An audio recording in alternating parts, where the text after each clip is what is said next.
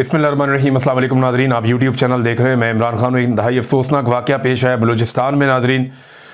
यहाँ जो बसेस में सफ़र कर रहे थे मुसाफिर, उन्हें शनाख्त करके उतारा गया बसों से। एक मरतबा फिर वही वाक़या पेश आया और पंजाब से ताल्लुक़ रखने वाले 9 मुसाफिरों को BBC के मुताबिक और कुछ इतलात के मुताबिक 12 मुसाफिरों को कहा जा रहा है।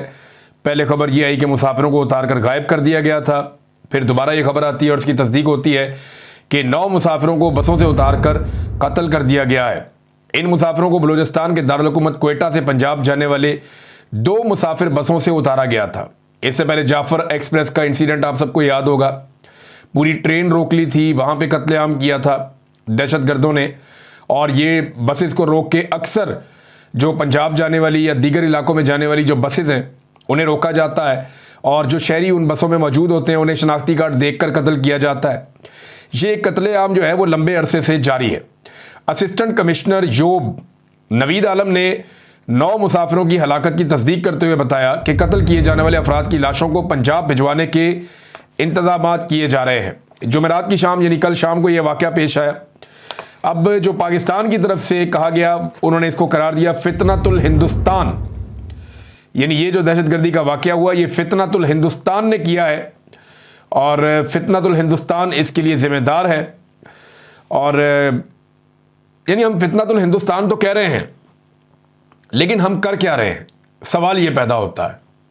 हमने एक नया नाम दिया फितनतुल हिंदुस्तान। इससे पहले BLA का नाम था, इससे पहले TTP का नाम था, इससे पहले दाइश का नाम था, मुख्तलिफ तंजीमों के नाम आते रहे। अब हमने एक नया नाम दिया फितनतुल हिंदुस्तान कि इसके पीछे हिंदुस्तान मुलव्वस है, जबकि मैं हमेशा से इसके ऊपर कवरेज करता भी रहा हूं। अफगानिस्तान की सरजमीन को पाकिस्तान में दहशतगर्दी के लिए बड़े लंबे अरसे से इस्तेमाल किया जा रहा है और पाकिस्तान के जो दुश्मन हैं वो उसको इस्तेमाल करते हैं। जनरल मुशर्रफ के दौर से हम इस चीज़ की कवरेज कर रहे हैं और जनरल मुशर्रफ बार बार ये कहते भी रहे कि अफगानिस्तान में भारत के 12 तरबीती कैंप हैं। लेकिन जब अमेरिका को अफगानिस्तान की तरफ शिकस्त हुई और अमेरिका अफगानिस्तान से इनखला करके निकला तो उस वक्त भारत को एक बहुत बड़ा धचका लगा था। लेकिन अब आप देखें तो पाकिस्तान में दोबारा से दहशतगर्दी सर उठा रही है। पाकिस्तान ने मौका ज़ाया किया। उस वक्त रिजीम चेंज करने में दिलचस्पी ज़्यादा थी पाकिस्तानी एस्टेब्लिशमेंट की, और जो नए नमूने लाकर बिठाए गए उन्होंने अफगानिस्तान को तनहा अकेला छोड़ दिया, उनके साथ बात ही नहीं की। और इंडिया ने मौका देखकर अपने ताल्लुकात बनाने शुरू कर दिए। अब सूरत हाल ये है कि बलूचिस्तान में दहशतगर्दी हो, खैबर पख्तूनख्वा में दहशतगर्दी हो तो हम ये कह देते हैं फितनतुल हिंदुस्तान है। लेकिन प्रैक्टिकली हम क्या करें, यानी क्या ये कह देने से हमारी जिम्मेदारी खत्म हो जाती है? पाकिस्तान की इंटेलिजेंस कहाँ पे है, पाकिस्तान का जो सिक्योरिटी का निज़ाम है वो कहाँ पे है? कोयटा से बाहर निकलते ही लोग गैर महफूज हो जाते हैं। कोयटा एक ऐसा बंद इलाका है जहाँ पे लोगों को महफूज रखने की कोशिश की गई है। कोयटा से बाहर निकलते ही लोग गैर महफूज हो जाते हैं, कत्लेआम शुरू हो जाता है। शाम के बाद कोई ट्रेवल नहीं कर सकता पूरे बलूचिस्तान में। अक्सर इलाके और बड़ी शाहराएं वो नो गो एरियाज बने हुए हैं। तो क्या मारंग बलोच को अंदर डालने से अमन आ गया? वो एक सियासी आवाज़ है। ऐसी आवाज़ों को इस्तेमाल किया जाता है मामलात को ठीक करने के लिए। जिन्हें लोग सुनते हैं, जिनकी बात लोग सुनते हैं, ऐसे लोगों को अंगेज किया जाता है कि बैठो बात करते हैं, आपकी जो शिकायत है वो भी सुनते हैं। बहुत सारे नौजवानों को लापता किया गया। सैकड़ों नौजवान गुज़िश्ता चंद अरसे में, कुछ अरसे में लापता हो गए बलूचिस्तान से। वो उनके लापता होने के बाद फिर दहशतगर्दी खत्म होनी चाहिए थी ना, फिर क्यों नहीं खत्म हो रही? तो पाकिस्तान की रियासत को यह समझना पड़ेगा कि उनकी स्ट्रेटेजी ठीक नहीं है, वो सही हिकमत अमली से नहीं लड़ रहे। देखिए, अगर लड़ाई से यह मसला हल होना होता तो आप वहां पे लगभग कोई 20 साल से तो बंदे मार रहे हैं आप। परवेज मुशर्रफ ने अकबर बुगटी का कत्ल किया था। अकबर बुगटी के कत्ल से लेकर अब तक 10,000 से ज्यादा बंदे शहीद हो गए बलूचिस्तान में। वो एक कत्ल पाकिस्तान के गले आज तक पड़ा हुआ है। तो एक के बाद एक कत्ल किया जाता है, एक के बाद एक जुल्म किया जाता है और दहशतगर्दी खत्म होने का नाम नहीं ले रही। तो रियासत पाकिस्तान को देखना पड़ेगा कि 20 साल में उन्होंने कितने ऑपरेशंस किए हैं और इतने सारे ऑपरेशंस के बाद, इतनी सारी जबरी गुमशुदगियों के बाद, इतने सारे बंदों की गिरफ्तारियों के बाद, इतनी सारी कठपुतली हुकूमतें बनाने के बाद, अपने सियासतदान लाने के बाद, इतने सारे जाली इलेक्शन करवाने के बाद भी अगर वो वहां पे लॉ एंड ऑर्डर को मेंटेन नहीं कर पा रहे या बलूचिस्तान के हालात को ठीक नहीं कर पा रहे, तो फिर अपनी फार्मूला चेंज करें, सियासतदानों को दें मौका, वो इस मामले को ठीक करते हैं। बलूचिस्तान का मसला सियासी है, कबायली इलाकों का मसला सियासी है। जब सियासी अंदाज में इमरान खान ने 25वीं आईनी तरमीम के जरिए मसला हल कर दिया था कबायली इलाकों का और फाटा को जम कर दिया था खैबर पख्तूनख्वा में, तो फिर उनका फंड देते ना, उनके पैसे उनको जारी करते, उनका पैसा उन्हें मिलता, वो तरक्की करते, हालात बेहतर होते उस इलाके के, वो लोग खुशहाल हो जाते, कोई तालीम बनती वहाँ पे, कोई हेल्थ बनती वहाँ पे, कुछ लोगों को नौकरियाँ मिलती, कोई रोज़गार मिलते, कुछ लोग कारोबार करते, कुछ किसानों को सपोर्ट मिलती, तो शायद हालात बेहतर होते। लेकिन फार्मूला वही पुराना, इनकी मादनियत भी छीन लो, इनके नौजवान भी छीन लो, यहाँ ड्रोन हमले भी करो, और इधर जो लोग जिनका खून बहेगा उसके बदले में पाकिस्तान पैसा बनाता है। ये हमारी पुरानी सोच है। इस सोच के साथ अमन नहीं आएगा, हमें ये देखना पड़ेगा। देखिए, जो मौलाना खानजेब साहब की शहादत हुई है बाजोड़ में, ये बड़ी तवाना आवाज थे अमन के लिए। एएनपी से इनका ताल्लुक है, लेकिन वहां पे अपना ANP, PTI, JUI, Jamaat Islami, ये मामला नहीं है। मिलिट्री ऑपरेशन के मामले पे सारी पॉलिटिकल पार्टीज एक पेज में है। आप उठा लें कोई भी आदमी, हाँ जो लोग इस्लामाबाद शिफ्ट हो गए हैं, वो वहां रहना चाहते हैं और सिर्फ खैबर पख्तूनख्वा के बारे में बात करते हैं, उनके बारे में मैं कुछ नहीं कह सकता। लेकिन जिन्होंने खैबर पख्तूनख्वा की सरजमीन पे रहना है, वो तमाम लोग मिलिट्री ऑपरेशन के सख्त मुखालिफ हैं। तमाम पॉलिटिकल पार्टीज के लोग, नून लीग हो जाए, पीपल्स पार्टी हो जाए, एएनपी हो जाए, इसमें जमात इस्लामी हो जाए, फजलुर रहमान हो जाए, पीटीआई हो जाए, जितने लोग पब्लिक के अंदर रहने वाले हैं ना, या पब्लिक के साथ उठने बैठने वाले हैं, मैं ये उठाई गिरोह की बात नहीं कर रहा, उनकी बात नहीं कर रहा जिनको ऊपर से लाके बैठा दिया जाता है, नहीं।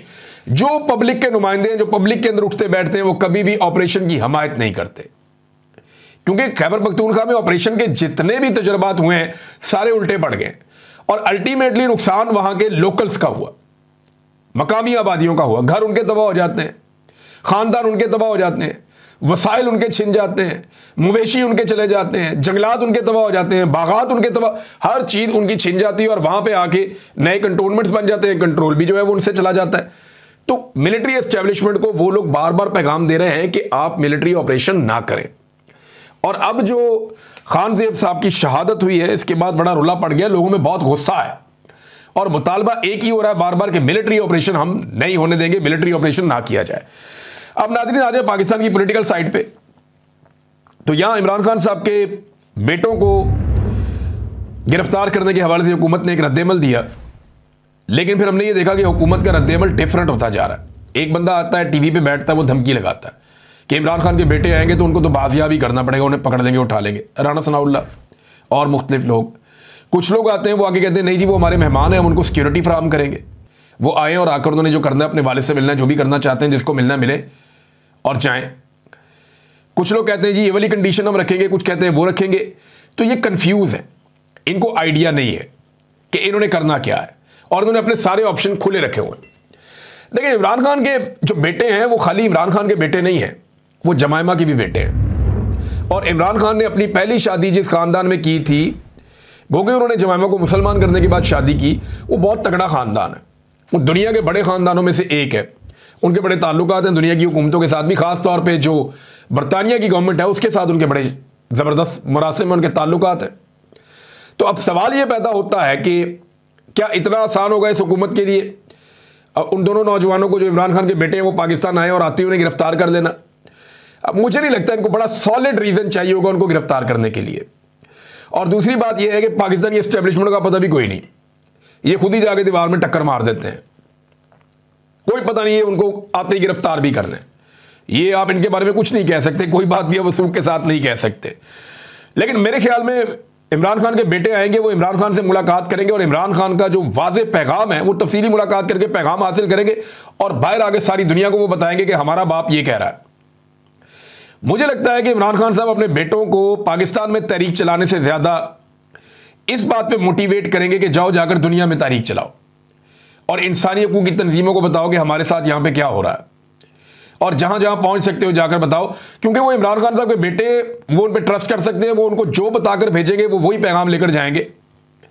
मुझे ज़ाती तौर पे ऐसा लगता है, ये बात गलत भी हो सकती है, मेरी असेसमेंट है, क्योंकि देखिए तहरीक इंसाफ की क़यादत ने यह फैसला करना है कि उन्होंने इन इमरान खान के बेटों को पाकिस्तान में कितनी देर रखना है। देखिए ना, अगर सलमान और कासिम पाकिस्तान आ जाते हैं और वो आकर एहतजाज में शामिल हो जाते हैं, तो क्या एहतजाज करने से, उनके एहतजाज करने से इमरान खान साहब जेल से बाहर आ जाएंगे?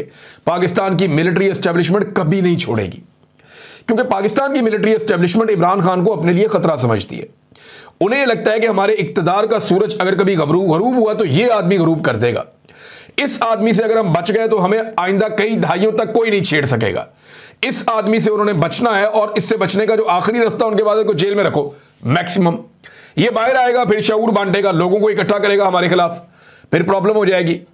डील वो कर नहीं रहा, या तो डील हो जाए ना इमरान खान की एस्टेब्लिशमेंट के साथ, गारंटियां बढ़ जाए, वो डील वो कर नहीं रहा। वो कहता है जी मैं ना नवाज शरीफ बनूंगा, ना मैं आसिफ अली जरदारी बनूंगा, मैं ये बताना चाहता हूं कि मैं कुछ और हूं। तो एस्टेब्लिशमेंट तो इमरान खान को छोड़ने वाली नहीं है। तो एक दिन इमरान खान के बच्चों को वापस तो जाना पड़ेगा दुनिया में आवाज उठाने के लिए। फिर लोग रोला डालेंगे जी उसके बच्चे आए थे, उन्होंने तो बड़ी तहरीक चलानी थी, बाप को आजाद करवाना था, वो फिर वापस जा रहे। ये चलेगा। नून लीग अपने ताने देगी, पीटीआई अपनी सियासत करेगी, सारे अपना अपना करेंगे, लेकिन याद रखें कि एस्टेब्लिशमेंट इमरान खान को कभी भी रिहा नहीं करेगी जब तक के पाकिस्तानी सारे नहीं निकलेंगे, जब तक के पाकिस्तानी इनकलाब जैसी कैफियत नहीं लेकर आएंगे या मुल्क भर में लोग नहीं निकलेंगे, तब तक इमरान खान को पाकिस्तान की एस्टेब्लिशमेंट इतने आराम से छोड़ने वाली नहीं है। और वैसे भी एक बात याद रखें, इमरान खान का जो नुक्ता नज़र है वो अपनी सियासी पार्टी के नुक्ता नज़र से उतना मैच नहीं करता। इमरान खान साहब इनसे बहुत आगे निकल गए इस लड़ाई में। देखें ना, आप दो मिसालें मैं आपके सामने रख देता हूं। ये जो सियासी जमातें हैं, ये अपनी सियासी जमात को भी बचाना चाहती हैं। इमरान खान साहब इससे आगे निकल गए, वो पूरी कौम को ही बचाना चाहते हैं।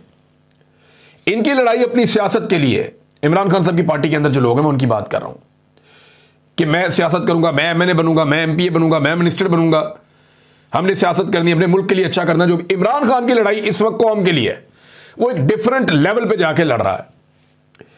मिसाल के तौर पे ये सारे मिलके अपनी सियासी स्पेस लेना चाहते हैं एस्टेब्लिशमेंट से, कि एस्टेब्लिशमेंट हमारे लिए थोड़ी स्पेस क्रिएट करे।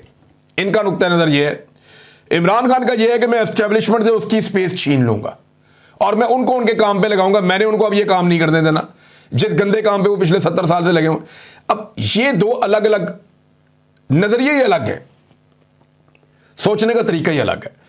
अब इनके बीच में पहले आपस में कोई इत्तेफाक हो जाए, या पार्टी इमरान खान के नक्शे कदम पे आ जाए या इमरान खान पार्टी के नक्शे कदम पे आ जाए, या दोनों मिलकर कोई बीच का रास्ता निकालेंगे। ठीक है जी, हम एस्टेब्लिशमेंट के साथ बात करते हैं, और उसके लिए एस्टेब्लिशमेंट को हौसला करना पड़ेगा, थोड़ी हिम्मत करनी पड़ेगी, अपने खौफ को उतारना पड़ेगा कि बैठे बात करें इमरान खान के साथ। नहीं, वो आपको मारता, वो आपको रास्ता बनाकर देगा कोई ना। वो पाकिस्तान का रहने वाला है, पाकिस्तान का लीडर है, यहीं पे उसने सियासत की है, सारा पाकिस्तान उसे जानता है, क्रेडिबिलिटी वाला आदमी है वो।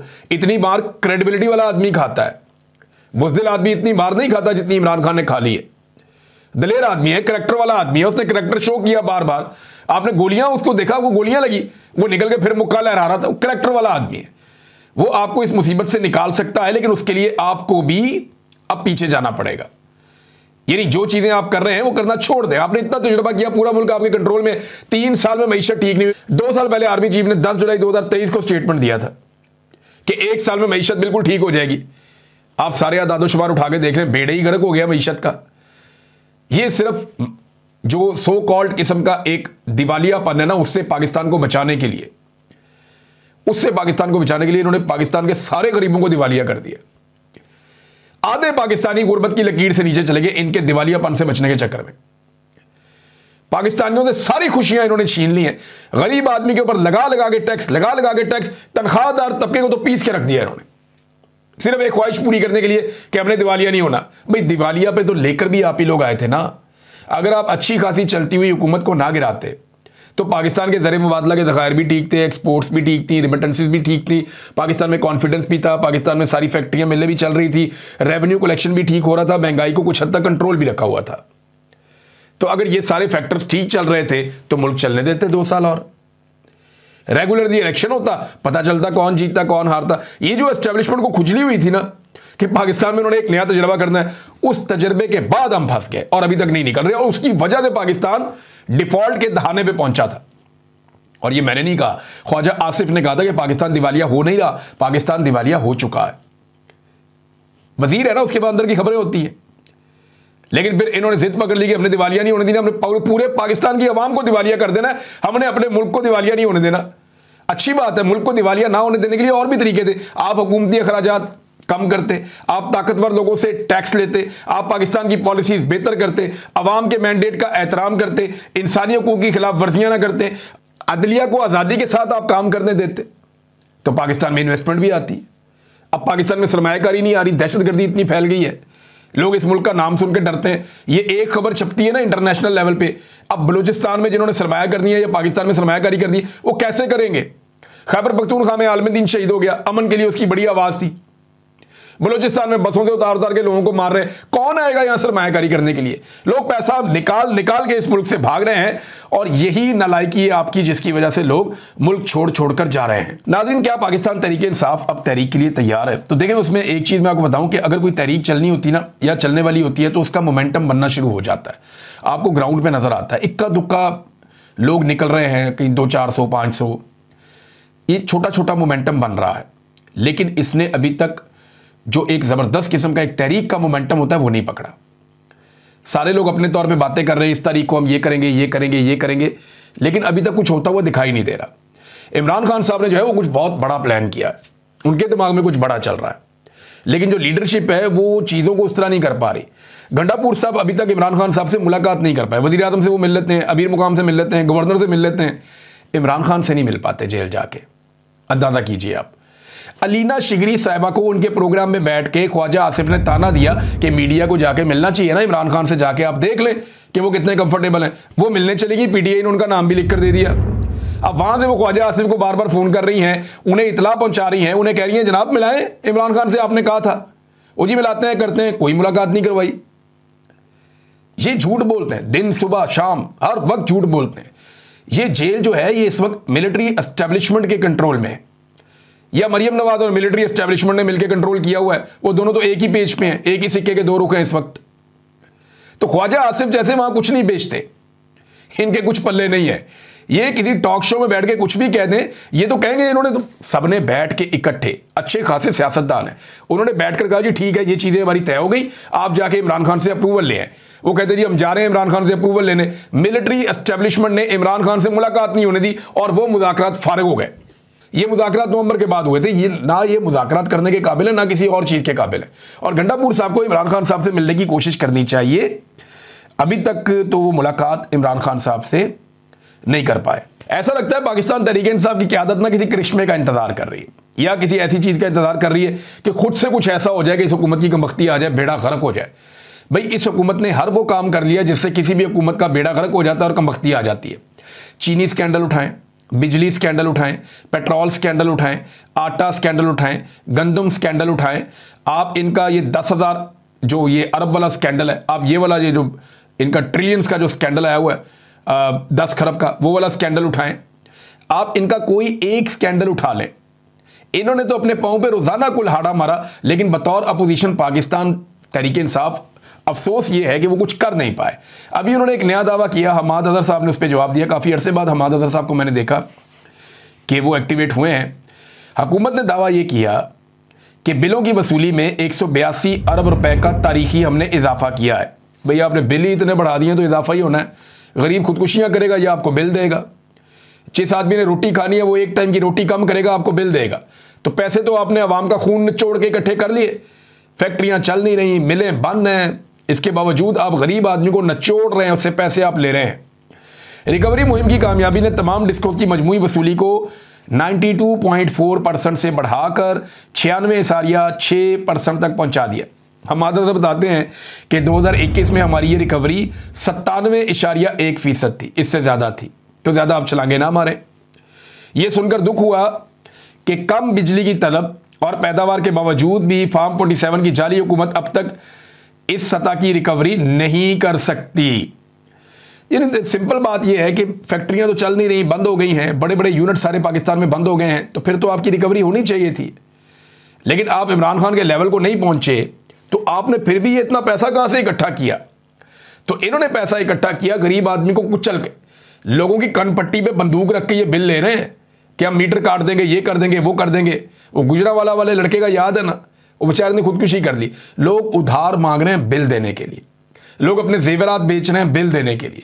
हालात पाकिस्तान में इन्होंने ये आम आदमी के लिए पैदा कर दिए हैं। नाज़रीन, खैबर पख्तूनख्वा में सेनेट के इलेक्शन आने वाले हैं और इस हवाले से मिर्ज़ा अफरीदी को टिकट दिया जा रहा है। थोड़ा सा मैं आपको बैकग्राउंड बताता हूँ। मैं इस आदमी को कभी मिला भी नहीं ज़िंदगी में, लेकिन तहरीक इंसाफ के बहुत सारे लोगों ने मेरे से रब्ता किया कि इनको टिकट दिया जा रहा है। मैं क्योंकि असल हकायक जानता हूँ, मैं आपके सामने रख देता हूँ ये बंदा कौन है। ये बंदा पहले पैसे वैसे लगा के सेनेटर बना था, इसको पीटीए ने घास नहीं डाली थी। सेनेटर बनने के बाद ये पाकिस्तान तहरीक इंसाफ की हुकूमत थी तो हुकूमत में शामिल हो गया था। जैसे ही इमरान खान साहब पे बुरा वक्त आया तो ये इमरान खान साहब से दूर हो गया था। इसने टके का काम नहीं किया और ये इंजॉय करता रहा अपनी पोजीशन। कभी इसने पाकिस्तान तहरीक इंसाफ का या इमरान खान का साथ नहीं दिया। सवाए एक मौका पर इसने इजाज चौधरी के लिए अपना मुद्दत पूरी होने से कुछ दिन पहले सिर्फ एक प्रोटेक्शन ऑर्डर इसने निकाला था कि उन्हें ले आओ, तो नहीं लाया गया उन्हें। वो भी एस्टेब्लिशमेंट की मर्जी से इसने निकाला था। जैसे यूसुफ रज़ा गिलानी साहब निकालते हैं तो वो नहीं लेकर आते। तो सिर्फ ये एक गोंगलुओं से मट्टी इन्होंने झाड़ी थी मिर्ज़ा अफरीदी साहब ने, और इन्होंने टके का कोई काम नहीं किया और ना इनका पीटीए से कोई ताल्लुक साबित हुआ। अब हुआ ये कि इन्होंने जब दोबारा टिकट लेना था तो 12 करोड़ रुपया इन्होंने दिया शिबली फराज को। शिबली फराज साहब कहते हैं कि उन्होंने वो पैसे खर्च किए इमरान खान साहब के मुकदमात पे और वकीलों को फीसें दी हैं। एक तरफ अली अमीन गंडापुर कहते हैं जी फीसें मैंने दी हैं, एक तरफ शिबली फराज कहते हैं जी फीसें मैंने दी हैं। अलीमा खान से पूछें तो वो कहती है जी फीसें तो हम फैमिली दे रहे हैं। दूसरी तरफ आप जाके वकीलों से पूछें तो वो कहते हैं जी हम तो फीसें ले ही नहीं रहे। तो मैं हैरान होता हूं कि ये किस तरफ जा रहे हैं पैसे। बहरहाल ये दावा किया गया कि इस बंदे ने, मिर्ज़ा अफरीदी ने 12 करोड़ रुपया दिया, शिबली फराज ने वसूल किया और उसने एक आगे जी मैंने ये वकीलों की फीसें और इमरान खान साहब के मुकदमों पे लगा दिया है और इस बिना पे इस बंदे को टिकट दिया जा रहा है। 12 करोड़ का टिकट सेनेट का, अंदाजा करें आप कि 12 करोड़ रुपया इसने दिया, पता नहीं और भी दिया होगा, लेकिन 12 करोड़ रुपया दिया। और अली अमीन गंडापुर इसके हमायती हैं। उन्होंने पूरा जोर लगाया कि मिर्ज़ा अफरीदी को हर हाल में लाया जाए सेनेट की सीट के ऊपर। इसके मैंने, क्योंकि एक जगह पे मैं खुद इसका विटनेस हूँ, अली अमीन गंडापुर, शिबली फराज और बैरिस्टर गौहर, इन तीनों ने पूरा जोर लगाया था कि मिर्ज़ा अफरीदी को किसी तरह टिकट दिया जाए और इसके लिए इन्होंने पूरी प्लानिंग की थी कि मिर्ज़ा अफरीदी को ही सेनेटर हर हाल में बनवाया जाए। इन्हें बिल्कुल दिलचस्पी नहीं है कि मुराद सईद सेनेटर बने, इन्हें बिल्कुल दिलचस्पी नहीं है कि फैसल जावेद बने, इन्हें बिल्कुल दिलचस्पी नहीं है कि नूरुल हक कादरी बने। वो बन जाए, लेकिन इनकी पूरी दिलचस्पी इस बारे में थी कि मिर्ज़ा अफरीदी नहीं रहना चाहिए, इसको हर हाल में सेनेटर बनना चाहिए। लेट्स सी क्या होता है। चीज़ें आपके साथ मैं शेयर करूंगा आने वाले दिनों में। अब तक इतनी अपना ख्याल रखिएगा, अपने चैनल का भी। अल्लाह हाफिज़।